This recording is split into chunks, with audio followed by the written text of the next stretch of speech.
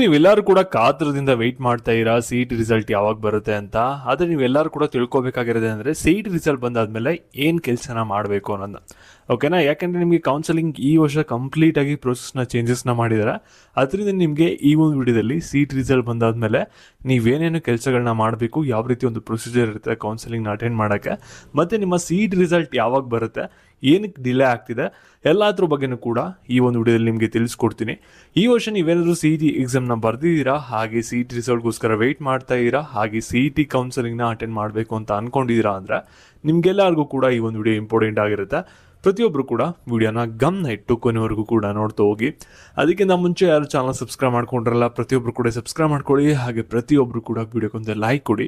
ಯಾಕೆಂದರೆ ನೀವು ಮಾಡುವಂಥ ಒಂದು ಸಣ್ಣ ಲೈಕ್, ಒಂದು ಸಣ್ಣ ಸಬ್ಸ್ಕ್ರೈಬಿಂದ ನಿಮ್ಗೆ ಇದೇ ರೀತಿ ಒಂದು ಸಿ ಇ ಟಿ ಅಪ್ಡೇಟ್ಸ್ಗಳನ್ನ ನೀಡ್ತಾ ಇರ್ಬೋದಾಗಿರುತ್ತೆ. ಸಾಕಷ್ಟು ಜನ KCT ಸ್ಟೂಡೆಂಟ್ಸು ನೆಕ್ಸ್ಟ್ ಪ್ರೋಸೆಸ್ ಏನು ಅಂತ ತುಂಬ ಕನ್ಫ್ಯೂಷನ್ ಆಗ್ತಾ ಇದ್ದಾರೆ. ಮತ್ತು ಡಾಕ್ಯುಮೆಂಟ್ ವೆರಿಫಿಕೇಷನ್ ಹೇಗಿರುತ್ತೆ, ಏನೇನು ಡಾಕ್ಯುಮೆಂಟ್ಸ್ ಬೇಕು, ಒಳ್ಳೆ ಕಾಲೇಜಲ್ಲಿ CSE ಸೀಟ್ ಸಿಗುತ್ತಾ ಇಲ್ವಾ ಅಂತ ಯೋಚನೆ ಮಾಡ್ತಾ ಇದ್ದೀರಾ. ಅದಕ್ಕಿಂತ ಮುಂಚೆ ನಿಮಗೆ ಇಲ್ಲೊಂದು ಒಳ್ಳೆ ಚಾನ್ಸ್ ಇದೆ. ಮೇ 30ನೇ ತಾರೀಕು ಕರ್ನಾಟಕದಲ್ಲಿ ಒಂದು ಎಕ್ಸಾಮ್ ಇದೆ. ಇದು ಮನೆಯಿಂದನೇ ಬರೀಬೋದು.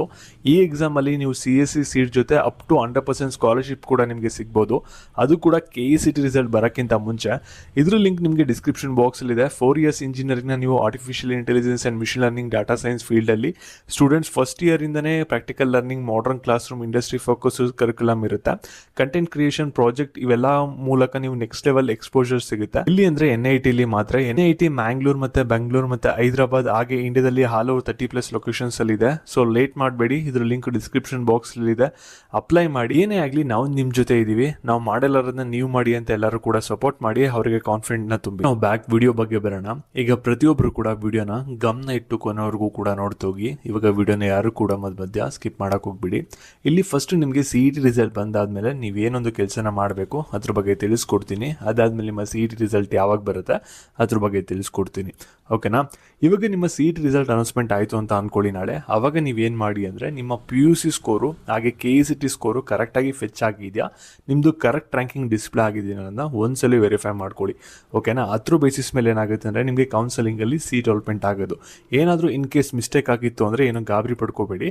ಜಸ್ಟ್ ನಿಮಗೆ 24 to 48 hours ಟೈಮ್ ಇರುತ್ತೆ. ಅಷ್ಟರ ಒಳಗಡೆ KAಗೆ ರಿಪೋರ್ಟ್ ಮಾಡಬೇಕಾಗುತ್ತೆ, ಈ ರೀತಿ ಮಿಸ್ಟೇಕ್ ಆಗಿದೆ ನನ್ನ ರಿಸಲ್ಟಲ್ಲಿ, ಕರೆಕ್ಟ್ ಮಾಡಿ ಅಂತ.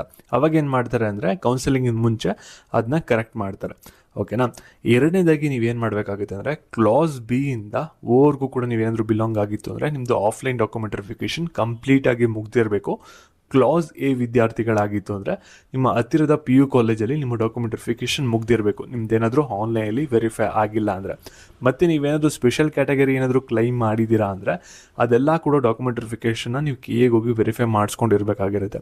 ಇಷ್ಟೆಲ್ಲ ಕೂಡ ಕೆಲಸ ಮಾಡಿದ್ದೀರಾ ಅಂದರೆ ನಿಮ್ಗೆ ಏನಾಗುತ್ತೆ ಅಂದರೆ ಕೌನ್ಸಲಿಂಗಿಂತ ಮುಂಚೆ ನಿಮ್ದೆಲ್ಲ ಡಾಕ್ಯುಮೆಂಟ್ಸು ಕೂಡ ವೆರಿಫೈ ಆಗಿದೆ, ನೀವು ಕೌನ್ಸಲಿಂಗ್ನ ಅಟೆಂಡ್ ಮಾಡೋಕ್ಕೆ ಎಲಿಜಿಬಲ್ ಅಂತ ಹೇಳ್ಬಿಟ್ಟು ನಿಮ್ಗೆ ಏನು ಮಾಡ್ತಾರೆ ಅಂದರೆ ಒಂದು ವೆರಿಫಿಕೇಷನ್ ಸ್ಲಿಪ್ನ ಕೊಡ್ತಾರೆ.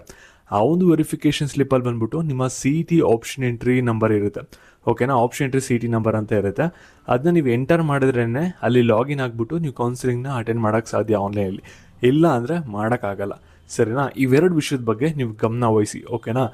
ರಿಸಲ್ಟ್ ಬಂದಾದ್ಮೇಲೆ ನೀವು ಮಾಡಬೇಕಾಗಿರುವಂಥ ಕೆಲಸ ಇದು. ಮತ್ತು ನೀವೆಲ್ಲರೂ ಕೂಡ ನೆನ್ಪಿಟ್ಕೊಳ್ಳಿ, ನೀವೇನಾದರೂ ಲಾಸ್ಟ್ ಇಯರ್ನ ಕೌನ್ಸಿಲಿಂಗ್ನ ಅಟೆಂಡ್ ಮಾಡಿದರೆ ಲಾಸ್ಟ್ ಇಯರ್ ರೀತಿ ಈ ವರ್ಷ ಕೌನ್ಸಿಲಿಂಗ್ ನಡೆಯಲ್ಲ.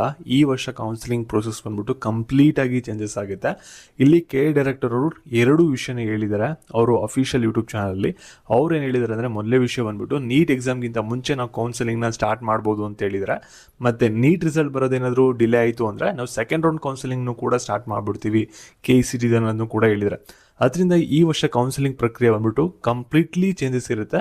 ಟೈಮ್ ಟು ಟೈಮ್ ಅವ್ರು ಏನೊಂದು ಅಪ್ಡೇಟ್ನ ಕೊಡ್ತಾರಲ್ಲ ಅದ್ರ ಪ್ರಕಾರ ರೂಲ್ಸ್ಗಳನ್ನ ಫಾಲೋ ಮಾಡಿಕೊಂಡು ನೀವು ಕೌನ್ಸಿಲಿಂಗ್ನ ಅಟೆಂಡ್ ಮಾಡಬೇಕಾಗುತ್ತೆ. ಏನಾದರೂ ನೀವು ಸ್ವಲ್ಪ ಮಿಸ್ಅಂಡರ್ಸ್ಟ್ಯಾಂಡ್ ಮಾಡಿಕೊಂಡು ಕೌನ್ಸಿಲಿಂಗ್ನ ಅಟೆಂಡ್ ಮಾಡಿದ್ರೆ ಕೆಲವು ಪ್ರಾಬ್ಲಮ್ಸ್ಗಳು ನಿಮ್ಗೆ ಅರೈಸ್ ಆಗ್ಬೋದು ಕೌನ್ಸಿಲಿಂಗ್ ಟೈಮಲ್ಲಿ. ಅದಕ್ಕೋಸ್ಕರ ಸ್ವಲ್ಪ ಕೇರ್ಫುಲ್ ಆಗಿ.